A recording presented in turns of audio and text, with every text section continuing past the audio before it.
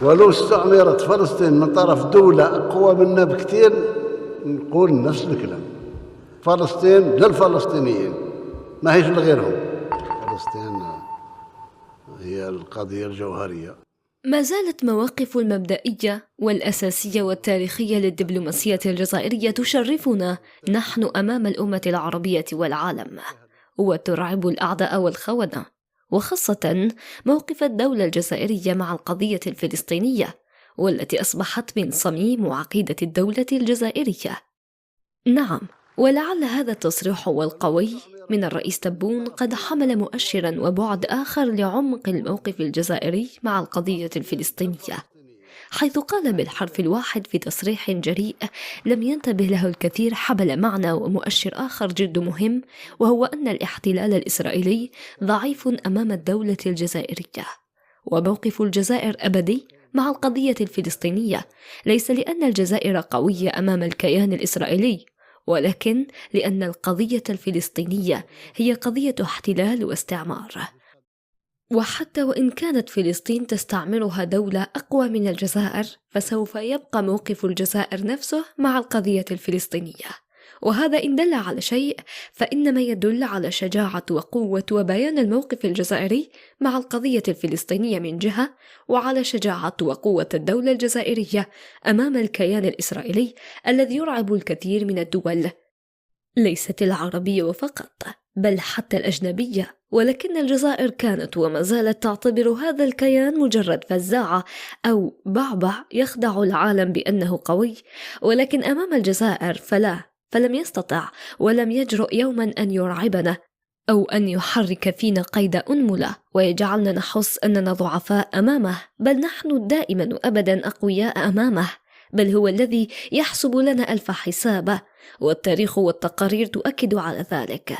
فالصفعات التي تلقاها الكيان الإسرائيلي من الجزائر كثيرة، وليست صفعات دبلوماسية وعسكرية وفقط، بل حتى صفعات استخباراتية.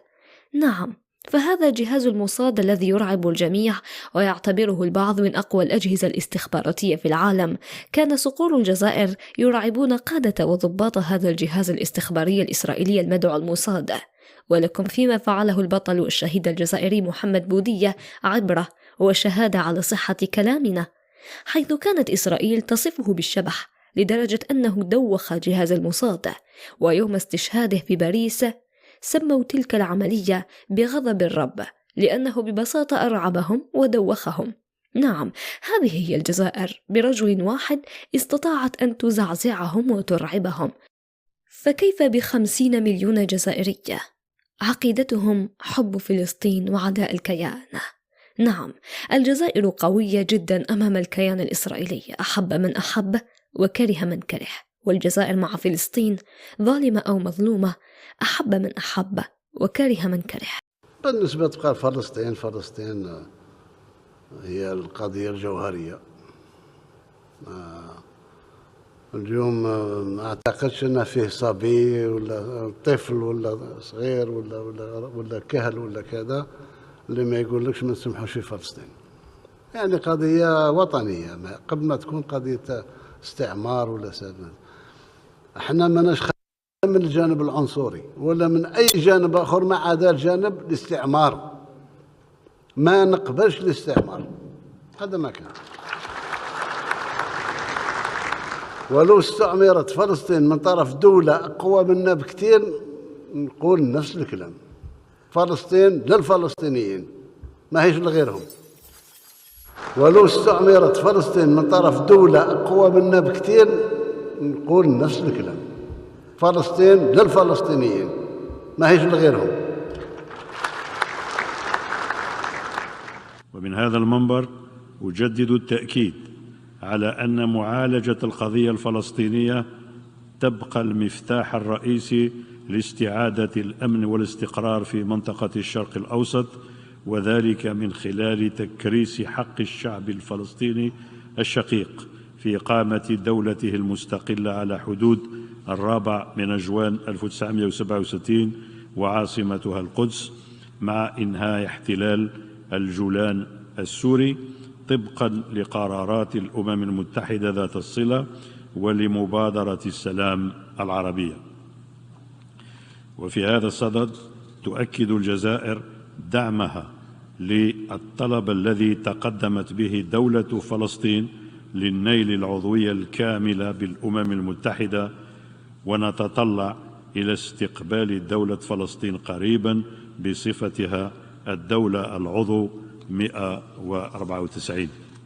ونتطلع إلى استقبال دولة فلسطين قريبا بصفتها الدولة العضو 194. والقضية قضية رجال صحيح. والقضية قضية رجال صحيح. القضية الفلسطينية أو أم القضايا كما تلقبها الدبلوماسية الجزائرية.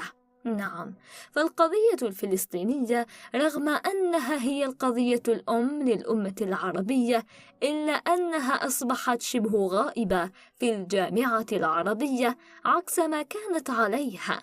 وليس هذا وفقط، بل حتى أن القضية الفلسطينية كانت هي القضية الجامعة لكل قيادات الدول العربية، فلم تكن يوما محل خلاف بين زعماء ورؤساء العرب. ولكن مؤخرا وللأسف هناك من زعماء الدول العربية من أصبحت القضية الفلسطينية تزعجهم بل وتحرجهم في مواقفهم الدبلوماسية، خاصة تلك الدول المطبعة مع إسرائيل مؤخرا. ولكن الجزائر ومن خلال القمة العربية القادمة سوف تعيد مكانة ورمزية القضية الفلسطينية بين زعماء الدول العربية لنصرة القضية الفلسطينية والوقوف كصف عربي واحد ضد الكيان الإسرائيلي المحتل للأراضي الفلسطينية. وليس هذا وفقط، بل سوف تكون الجزائر أيضا هي الداعم الرئيسي لتحقيق الحوار والمصالحة الوطنية الفلسطينية بين جميع الفصائل الفلسطينية. أن يصل بك الأمر أن تدعو الرئيس الفلسطيني محمود عباس ورئيس المقاومة الفلسطينية وحركة حماس ورئيس حكومة غزة إسماعيل هنية لحضور الاستعراض العسكري، وهو محاط بقادة الجيش الجزائري والقوات الخاصة الجزائرية تهتف عاليا. فأنت فعلا قوة ضاربة في المنطقة، وهي صفعة قوية في وجه العدو الصهيوني، ونصرا ودعما للقضية والمقاومة الفلسطينية، وردا على كل مطبع خان فلسطين. تحيا الجزائر، تحيا الجيش الوطني الشعبي سليل جيش التحرير الوطني. المجد والخلود لشهدائنا الأبرار، والجزائر مع فلسطين ظالمة أو مظلومة، وخزي وعار لكل الخونة المطبعين.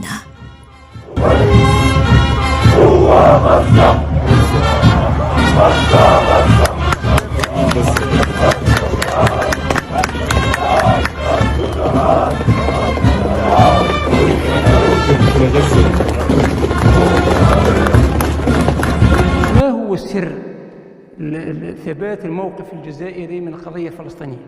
يعني تكاد تكون من ثوابت الجزائرية، وهي حقيقة من ثوابت الجزائرية من وقت سي بومدين رحمه الله إلى يومنا هذا. وفي الختام لن نطلب منكم الاشتراك في القناة، بل نطلب منكم الصلاة على الحبيب المصطفى المختار صلى الله عليه وسلم.